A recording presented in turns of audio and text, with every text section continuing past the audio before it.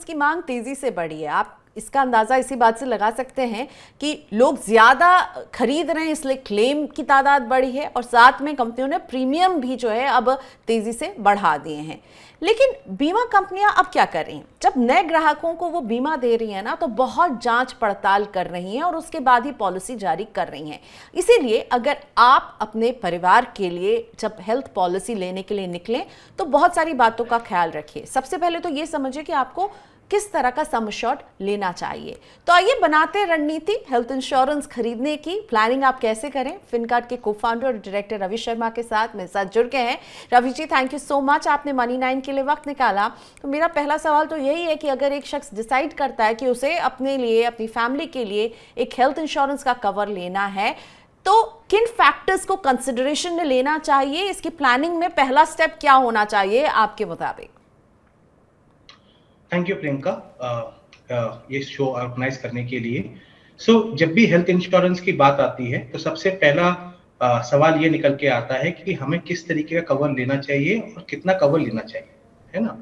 सो जो हमारा मानना है कि सबसे पहले जो आपको, अगर आपके पास फैमिली है, आई मीन अगर आप हैं और आपकी वाइफ है और बच्चे, इसको इंश्योरेंस में इमीडिएट फैमिली बोला गया है, तो यहाँ पर आप कोशिश कीजिए, अगर किसी को कोई प्री एग्जिस्टिंग नहीं है तो आप फ्लोटर पॉलिसीज के तरफ बढ़िए रादर देन इंडिविजुअल पॉलिसीज में, क्योंकि इंडिविजुअल पॉलिसीज में आपके जो प्रीमियम्स होते हैं अलग अलग दर पे आपको अप्लाई होते हैं, तो यू हो सकता है कि आप 4 अलग अलग प्रीमियम पे कर रहे हो, जबकि फ्लोटर्स में एक एवरेज निकाल के एक प्रीमियम लिया जाता है, तो आपको सस्ता पड़ेगा। अब ये सस्ता प्रीमियम फ्लोटर आपको हेल्प करेगा बड़ा कवर लेने के लिए। तो उदाहरण के तौर पे मानिए कि अगर हो सकता था कि मैं 10-10 लाख रुपए की अपने 4 फैमिली मेंबर्स की अलग अलग पॉलिसी लेता, उसी सेम कीमत पे हो सकता है कि मैं एक कंबाइंड कवर 40-50 लाख रुपए का ले सकता हूं। और जाहिर सी बात है कि प्रोबेबिलिटी के हिसाब से चारों बंदों का हेल्थ क्लेम लेना सेम टाइम पे प्रोबेबिलिटी लो है, तो जाहिर सी बात है ये आपको बड़ा कवर देगा, नंबर 1। नंबर 2, जब भी आप कोई हेल्थ इंश्योरेंस लेते हैं तो हम हमेशा बोलते हैं कि आपको 3 क्रिटिकल फैक्टर्स देखने हैं किसी भी हेल्थ इंश्योरेंस लेते वक्त। पहला, इस हेल्थ इंश्योरेंस पॉलिसीज के अंदर रूम रेंट और आईसीयू कैपिंग्स नहीं होनी चाहिए, क्योंकि इन्फ्लेशन की वजह से जो हॉस्पिटल्स में रूम्स के जो रेट्स है वो बढ़ते रहेंगे, लेकिन अगर आपकी पॉलिसी में अगर रूम रेंट कैपिंग है वो चेंज नहीं होगी। तो पहला फिल्टर आपको देखना है, किसी भी पॉलिसी के अंदर अगर रूम रेंट और आईसीयू कैपिंग है आपको नहीं लेनी है। दूसरा फिल्टर आपको देखना है कि उस पॉलिसी के अंदर आप देखिए, अगर किसी को प्री एग्जिस्टिंग डिसीज है तो स्टैंडर्ड क्लॉज आईआरडीए का ये बोलता है कि 4 साल के बाद आप कवर कर सकते हैं, लेकिन मार्केट में बहुत सारी ऐसी पॉलिसीज हैं जो 1 साल 2 साल के बाद प्री एग्जिस्टिंग कवर कर रही हैं। तो ये आपकी और आपकी फैमिली के लिए ज्यादा अच्छा रहेगा कि जल्द से जल्द आपकी प्री एग्जिस्टिंग डिसीज कवर हो जाए और इंश्योरेंस कंपनी के पास कोई रीजन ना हो आपके क्लेम रिजेक्ट करने के। और तीसरा जो सबसे इंपॉर्टेंट फैक्टर है वो है नेटवर्क हॉस्पिटल। देखिए, जब आप 40-50 लाख रुपए कवर की बात करते हैं, जाहिर सी बात है कि अगर मुझे कैशलेस क्लेम नहीं मिल पाया तो बहुत कम लोगों के पास भी इतना पैसा होगा कि उस समय पे वो पैसा लगा सके और बाद में इंश्योरेंस कंपनी से रिम्बर्स ले सके। तो आपको ये देखना है कि सिर्फ प्रीमियम को ना देखते हुए आप देखिए कि आपकी पॉलिसी में कितने ज्यादा नेटवर्क हॉस्पिटल्स हैं, जिससे कैशलेस की प्रोबेबिलिटी ज्यादा से ज्यादा रहे जब क्लेम्स आए आपकी हेल्थ इंश्योरेंस पॉलिसी। राइट, तो आपने बहुत 4 पॉइंट्स दिए, 4 टेक अवे जो मैं रवि जी की इस बातचीत से यहाँ पर निकालूंगी। पहली कि फैमिली के लिए ले रहे हैं तो एक कंबाइंड हेल्थ कवर लें, यानी फ्लोटर प्लान लें। और जब आप प्लान चुन रहे हैं तो उसमें आपको क्या क्या देखना है, उसमें आप सिर्फ प्रीमियम के पीछे नहीं भागे। देखिए प्री एग्जिस्टिंग बीमारियों को वो कितने कम टाइम में उसको कवरेज देना शुरू कर देंगे, इसका ख्याल रखिए। आईसीयू और रूम रेंट कैपिंग का आपको इसमें ख्याल रखना है। और चौथी बात आपको इसमें ख्याल रखना है कि इसके नेटवर्क हॉस्पिटल कितने हैं। तो इन 4 बातों को ख्याल में रखकर आप प्लान कीजिए। अब ये बताइए, अब असली सवाल आता है रवि कि बीमा कवर कितना बड़ा मैं लूं। अब बड़ा तो मैं कितना भी बड़ा चाहती हूं वो ले सकती हूं ना, लेकिन अब मैं कैसे इस डिसीजन पर पहुंचूं कि क्या साइज होना चाहिए, इसे कैसे कैलकुलेट करूं, और खरीदने का सही समय भी कोई होता है क्या कि मैं थोड़े समय रुक जाऊं, अभी यंग फैमिली है, थोड़ा रुक जाऊं, थोड़ी देर में खरीदूं। तो 2 सवाल के हिस्से हैं, क्या कोई सही समय है हेल्थ इंश्योरेंस खरीदने का? दूसरा, बीमा कवर कैसे कैलकुलेट करूं, कितना सम एश्योर्ड मुझे लेना चाहिए? देखिए, लाइफ में जब भी आप सेविंग्स और रिस्क प्रोटेक्शन की बात करेंगे, हमारा मानना है सबसे पहले आपको हेल्थ इंश्योरेंस ही लेना चाहिए, चाहे आप किसी एम्प्लॉयर में कवर्ड हैं या नहीं है, क्योंकि बीमार होने की कोई एज नहीं है। आज आप देखिए दिल्ली में डेंगू फैला हुआ है ना? एवरेज क्लेम किसी भी डेंगू के 1 लाख से लेके 2 लाख, किसी-किसी केस में 2.5-3 लाख रुपए तक गया है। तो लेने की कोई एज नहीं है। या फिर आप क्रिटिकल इलनेस में देखेंगे, कैंसर आज के टाइम पे बहुत एक कॉमन डिसीज के रूप में निकला है, और आपके best of best fitness icon जैसे युवराज सिंह हो गए, आपके फिल्म स्टार्स हो गए, वो लोग डायग्नोस हुए। तो इसमें सवाल आता है कि पहली बात, हेल्थ इंश्योरेंस की कोई एज नहीं है। मुझे ऐसा लगता है कि जब कोई बच्चा पैदा होता है उसके बाद से ही उसका हेल्थ इंश्योरेंस होना चाहिए। मैं ज्यादा समय नहीं लूंगा, एक छोटा सा इंसिडेंट बताता हूँ। 2015 में हमारे एक फैमिली क्लाइंट थे जिनकी फैमिली थी, हमने उनको 25 लाख रुपए का इंश्योरेंस कवर एडवाइस किया, उन्होंने हमारे कहने पे एग्जीक्यूट कर लिया। 1 साल के बाद या 1.5 साल के बाद करीब करीब उनको बेटा पैदा हुआ, और सडनली रियलाइज होता है 4 महीने बाद कि बेटे को ब्लड कैंसर है। ओके 4 महीने के बच्चे को ब्लड कैंसर है। उसका जो क्लेम आया था, सर गंगाराम में इलाज चला था, 2015 की मैं बात कर रहा हूँ, वो क्लेम था करीब करीब 23 से 24 लाख रुपए। तो आप देखिए कि अगर कोई पैदा भी होता है बच्चा, तो मुझे लगता है कि उसका हेल्थ कवरेज होना चाहिए इमीडिएट बेसिस पे। तो पहले उसकी फैमिली की जिम्मेदारी, जब आप इंडिपेंडेंट हो जाते हैं तो आप अपनी इंडिपेंडेंट पॉलिसीज रन कीजिए। आपका दूसरा सवाल है कवर कितना होना चाहिए। इसको हम इस डेटा से समझते हैं। 98% क्लेम इस देश में आज के समय पे 10 लाख से नीचे के बिल में सेटल हो जाते हैं। 98% क्लेम 10 लाख तक के बिल्स में सेटल हो जाते हैं।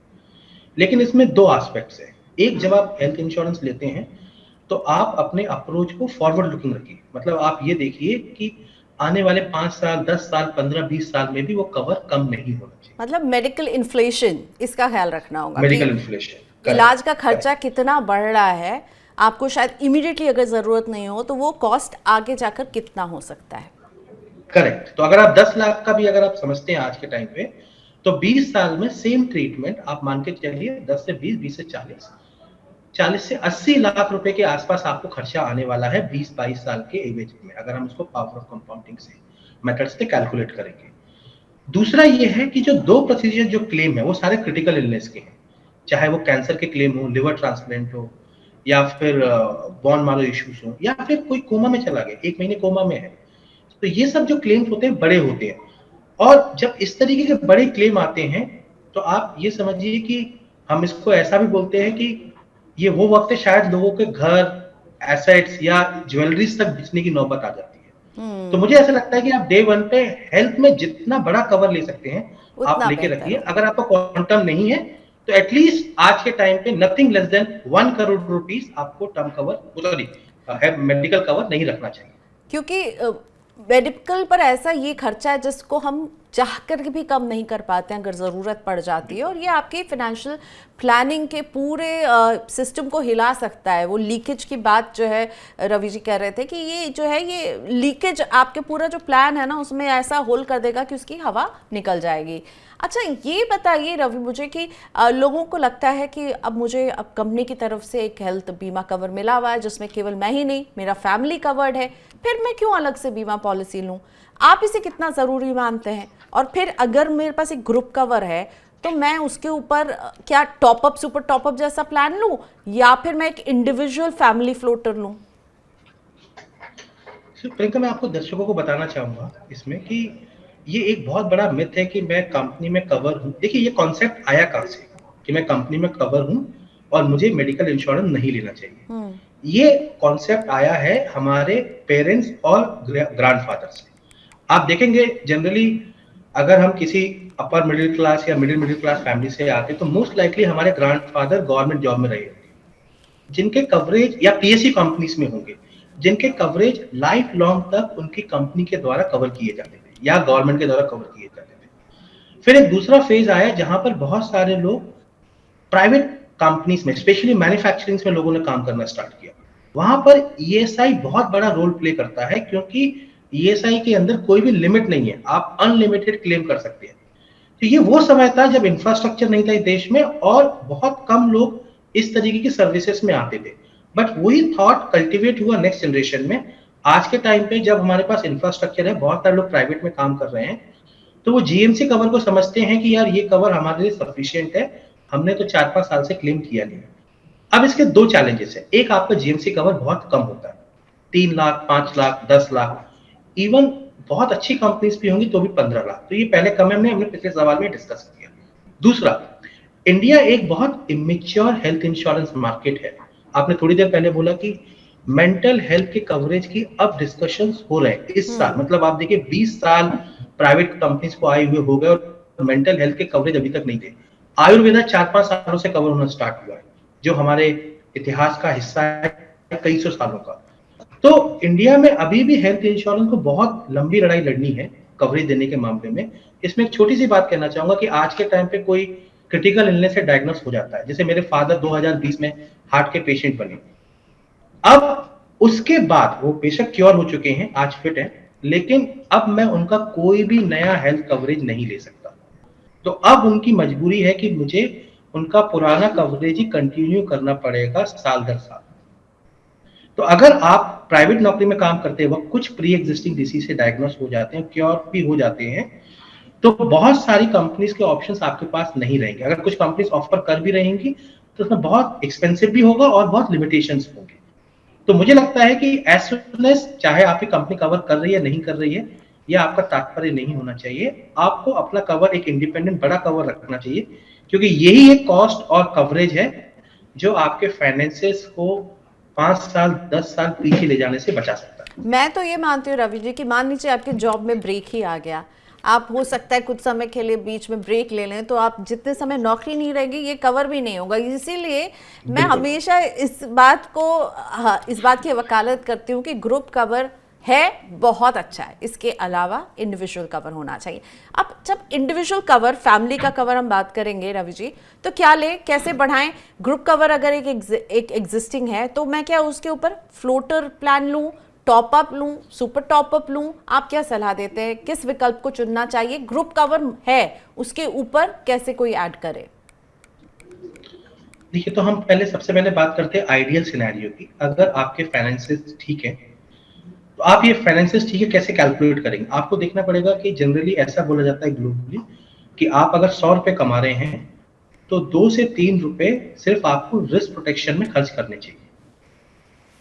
तो अब आपको पता लग गया कितना पैसा मुझे हेल्थ कवरेज के लिए या टर्म इंश्योरेंस के लिए खर्च करना है। तो आइडियल सिनेरियो ये है कि आप अपने ग्रुप मेडिकल को इग्नोर करें और आप अपनी फैमिली का बड़ा कवर लें, जिसमें आप उस पॉलिसी को 2 पार्ट्स में स्प्लिट कर सकते हैं। पार्ट नंबर 1 कि आप एक बेस पॉलिसी लें, जैसे उदाहरण के तौर पे आपने एक 10 लाख रुपए का insurance policy, health insurance policy ले लिया एक्स कंपनी से, उसको आप सुपर टॉपअप से टॉपअप कर लें। 90 लाख रुपए या 1 करोड़ रुपए में आप टॉपअप कर सकते हैं, जिसके प्रीमियम बहुत कम होंगे। क्योंकि सुपर टॉपअप वो पॉलिसीज है जिसमें ये कंडीशन रहती है कि जब तक आप 10 लाख, अगर आपने 1 करोड़ की पॉलिसी ली और 10 लाख का डिडक्टेबल है, जब तक आप 10 लाख रुपए का एक्सपेंडिचर नहीं कर लेते, जब तक आप 10 लाख रुपए खर्च नहीं कर देते, तब तक सुपर टॉपअप पॉलिसी के क्लेम्स ट्रिगर नहीं होंगे। तो चूंकि इसकी प्रोबेबिलिटीज कम है, इसलिए इनके प्रीमियम्स भी कम है। तो आप ये कॉम्बिनेशन बना सकते हैं कि आप base policy, super top up 2 policies लीजिए, एक बड़ा कवरेज लीजिए, आपको प्रीमियम भी कम आएगा और आपको बड़ा कवर मिल भी जाएगा फैमिली फ्लोटर में। दूसरा क्या है, अगर ऐसा आपको लगता है कि आपकी प्रीमियम देने की क्षमता नहीं है, कम क्षमता है आपकी, है ना, तो अगर आपकी जीएमसी पॉलिसी है तो एटलीस्ट आप फिर बेस पॉलिसी ना लेते हुए सुपर टॉपअप तो मैंडेटरी आप बात करके रखिए। ओके। आप इसको ऐसा भी देख सकते हैं कि मान के चलिए कि मैंने इसे सुपर टॉपअप ले लिया 1 करोड़ रुपए का, 10 लाख डिडक्टेबल है और वो 10 लाख कवर मेरी कंपनी में ऑलरेडी कवर्ड है। कुछ ऐसे सिचुएशन बन गए कि एक बड़ा क्लेम आ जाता है, तो देखिए 90 लाख में इंसान के फाइनेंशियल बहुत खराब हो सकते हैं, लेकिन शायद 10 लाख के प्रभाव से वो उबर जाए अगर सिचुएशन वर्स होती भी है। तो आइडियल सिनेरियो है कि वो पूरा कवर रहे, लेकिन एटलीस्ट एक, अगर आपकी कंपनी की ऑलरेडी पॉलिसी है तो आप उसके ऊपर सुपर टॉपअप को आप अपना इंडिपेंडेंट रन कीजिए, ये बहुत सस्ता है। आई मीन मैं आप ये मान के चलिए एक कि बात पूछना चाहूंगी, ये सुपर टॉपअप आपने जो बताया कि आपकी बेस पॉलिसी जब एग्जॉस्ट होगी तो ये लागू होगा, अगर किसी के पास कोई बेस पॉलिसी नहीं है, क्या वो सिर्फ सुपर टॉपअप और टॉपअप ले सकते हैं? यानी कि वो फिर उनको कुछ हिस्से तक का पैसा जो अपनी जेब से देना होगा, राइट? उसमें कुछ डिडक्टेबल क्या हमें पहले से मेंशन होगा, फिर उसके बाद मिलेगा, ऐसा हो सकता है क्या? जी प्रियंका साहब, आप समझिए सुपर टॉपअप का कोई लेना देना नहीं है कि आपके पास कोई हेल्थ इंश्योरेंस है या नहीं है। ओके। हेल्थ सुपर टॉपअप में सिर्फ एक ही कंडीशन है कि आपने जो डिडक्टेबल अमाउंट चूज किया है, 2 लाख, 5 लाख, 10 लाख, उतना खर्चा हो जाना चाहिए बिफोर आप उस क्लेम के लिए अप्लाई करें। तो अगर आपने वो खर्चा दे दिया, चाहे वो जीएमसी में हो, आपकी खुद की पॉलिसी हो, आपने अपनी जेब से भर दिया, राइट। या कोई भी तरीके से आपने स्पेंड कर दिया है, तो आपके उससे ऊपर आने वाले खर्चे जो होंगे वो सुपर टॉपअप में कवर होंगे। तो सुपर टॉपअप और टॉपअप, इसके बारे में अभी हमने इतनी सारी बातें की, ये हेल्थ इंश्योरेंस का एक बहुत ही अहम हिस्सा है जिसके ज़रिए आप अपने हेल्थ इंश्योरेंस का सम एश्योर्ड कवर जो है वो कई गुना बढ़ा सकते हैं मामूली से प्रीमियम दे करके। तो टॉपअप और सुपर टॉपअप, इन दोनों का अंतर समझिए और इसका इस्तेमाल आप कैसे कर सकते हैं, मनी ज्ञान आपको बता रहा है। अगर आपने महंगे प्रीमियम की वजह से ज्यादा हेल्थ इंश्योरेंस का ज्यादा कवर नहीं लिया है तो चिंता करने की जरूरत नहीं। मामूली सी रकम देकर टॉपअप और सुपर टॉपअप प्लान के जरिए इस कवर को आप बढ़ा सकते हैं। ये सुविधा आपकी बेसिक इंश्योरेंस पॉलिसी के आधार पर मिलती है। क्या है टॉपअप और सुपर टॉपअप प्लान, कैसे काम करता है, आइए हम आपको बताते हैं। अगर आपने 5 लाख रुपए का हेल्थ इंश्योरेंस प्लान लिया है और आप इस कवर को 25 लाख रुपए तक बढ़ाना चाहते हैं, इसके लिए आप रेगुलर हेल्थ पॉलिसी लेंगे तो प्रीमियम की रकम लाख रुपए तक भी हो सकती है, जबकि 20 लाख रुपए का टॉपअप प्लान आपको 2 से 3 हजार रुपए में भी मिल जाएगा। अगर आप 20 लाख रुपए का टॉपअप प्लान लेते हैं तो उपचार की जरूरत पड़ने पर पहले 5 लाख रुपए आपको बेसिक पॉलिसी से खर्च करने होंगे। इसके ऊपर की रकम टॉपअप प्लान के जरिए आप चुका सकते हैं। टॉपअप प्लान से आप साल में एक बार ही क्लेम कर सकते हैं। Super top up health insurance plan बिल्कुल टॉपअप की तरह ही काम करता है। इसमें एक साल में कुल क्लेम राशि को ध्यान में रखा जाता है। सीमा से नीचे की राशि जो भी होगी उसका भुगतान आपकी बेसिक पॉलिसी या जेब से करना होगा। बाकी की रकम सुपर टॉपअप प्लान से आप चुका सकते हैं। खास बात यह है कि सुपर टॉपअप प्लान का इस्तेमाल साल में 1 से ज्यादा बार भी किया जा सकता है, जबकि टॉपअप प्लान को सिर्फ एक बार यूज कर सकते हैं। ऐसे में सुपर टॉपअप प्लान ज्यादा उपयोगी है। तो टॉपअप और सुपर टॉपअप ये दोनों मदद करेंगे आपको अपने हेल्थ इंश्योरेंस के बेस कवर से जब आप और ज्यादा कवर लेना चाहते हैं। हेल्थ इंश्योरेंस पर आज चैन की सांस में मेरे साथ बातचीत कर रहे हैं फिनकार्ड के को-फाउंडर और डायरेक्टर रवि शर्मा बने हुए हैं। रवि जी, अब मैं कुछ अपने दर्शकों के सवाल आपके सामने रखना चाहूंगी, तो अमित प्रकाश का पहला सवाल लेकर आते हैं। अमित अलवर से हैं और इन्होंने हमें ये पूछा है कि परिवार में पति पत्नी और 2 बच्चे हैं। मेरे माता पिता गाँव में रहते हैं, क्या उन्हें मैं अपनी पॉलिसी में शामिल करा सकता हूं या फिर अलग से पेरेंट्स के लिए पॉलिसी लेनी चाहिए? क्या बेहतर रहेगा अमित के लिए? क्या बताना चाहेंगे आप इन्हें? मैं अमित जी को ये बोलना चाहूंगा कि चूंकि पेरेंट्स की आप देखेंगे एज ज्यादा रहती है, मोस्ट लाइकली हो सकता है कि ये 55-60 साल से ऊपर हो, तो इनके पास ऑप्शंस भी बहुत लिमिटेड है पॉलिसी लेने के लिए। दूसरा ये भी हो सकता है कि कोई प्री एग्जिस्टिंग पहले से हो। तीसरा ये भी होगा कि अगर आप अपनी एक ही पॉलिसी में सबको कंबाइन करेंगे तो ये इस एसिमेट्री लॉ जैसे हम बोलते हैं वो क्रिएट होगा और आपको ये पॉलिसी ज्यादा एक्सपेंसिव पड़ेगी। तो आप अपनी फैमिली के लिए पॉलिसीज अलग रखिए, अपने पेरेंट्स के लिए एक दूसरी पॉलिसीज बाय कीजिए।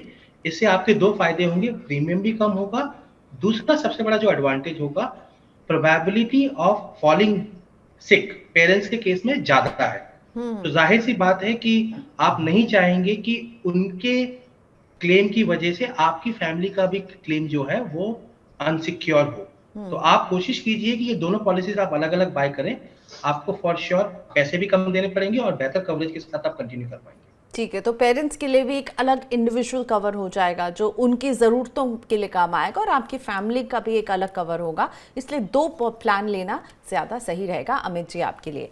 महेश कालरा का सवाल लेकर आते हैं। महेश पूछ रहे हैं कि मैं एक निजी कंपनी में 1 करोड़ रुपए के टर्म प्लान के लिए आवेदन किया था, लेकिन मेडिकल चेकअप कराने के बाद मेरी एप्लीकेशन रिजेक्ट कर दी गई है। इसकी वजह भी उन्होंने मुझे नहीं बताई है। क्या दूसरी कंपनी से मुझे टर्म बीमा पॉलिसी मिल जाएगी?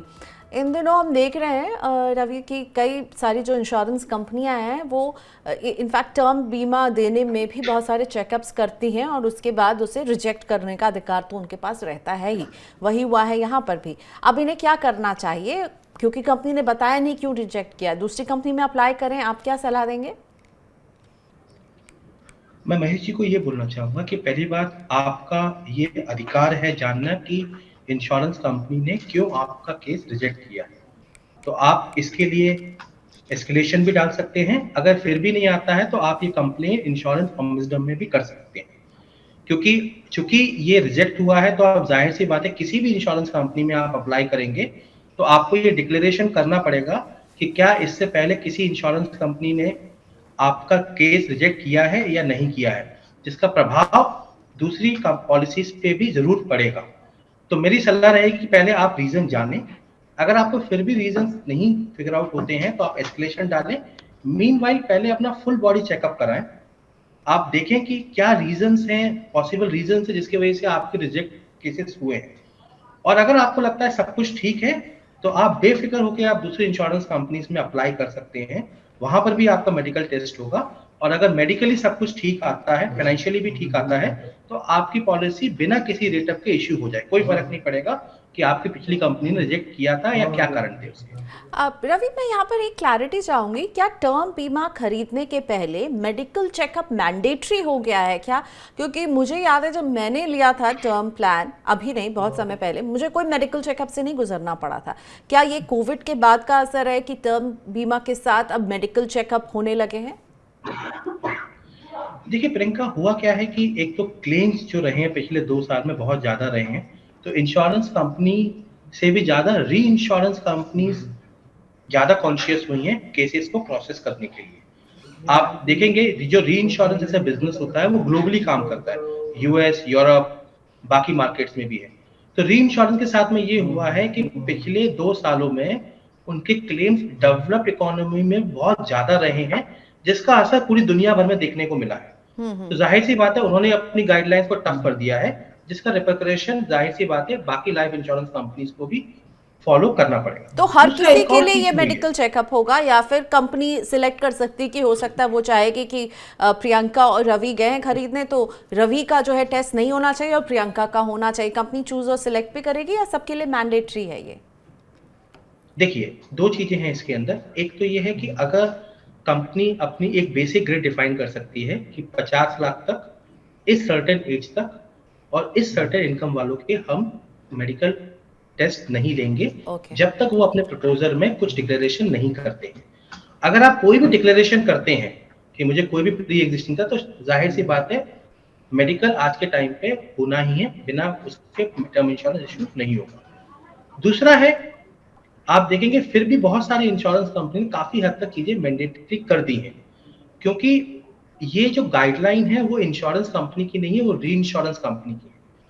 तो जब भी कोई आप केस अप्लाई करते हैं, लाइफ इंश्योरेंस के लिए अप्लाई करते हैं, तो रेगुलेशन ये बोलता है कि आपको वो केस मैंडेटरी पार्शियली री इंश्योरेंस से भी अंडरराइट करवाना है, तो जिससे बड़े क्लेम्स आए तो कोई भी life insurance company bank corrupt ना हो। तो ये प्रावधान की वजह से जो री इंश्योरेंस कंपनीज बोलेंगी वैसा लाइफ इंश्योरेंस कंपनीज को फॉलो करना पड़ेगा। तो आज जो टफ अंडरराइटिंग है वो ज्यादा री इंश्योरेंस कंपनीज की वजह से है, ना कि लाइफ इंश्योरेंस कंपनीज की। चलिए, थैंक यू सो मच, आज आपने वक्त निकाला रवि। फिर आपसे मुलाकात होगी। इंश्योरेंस को आपने बहुत बारीकी से समझाया, इस पर हम आपसे फिर आपके व्यूज लेते रहेंगे। आज के लिए धन्यवाद आपका। बहुत बहुत शुक्रिया प्रियंका, थैंक यू।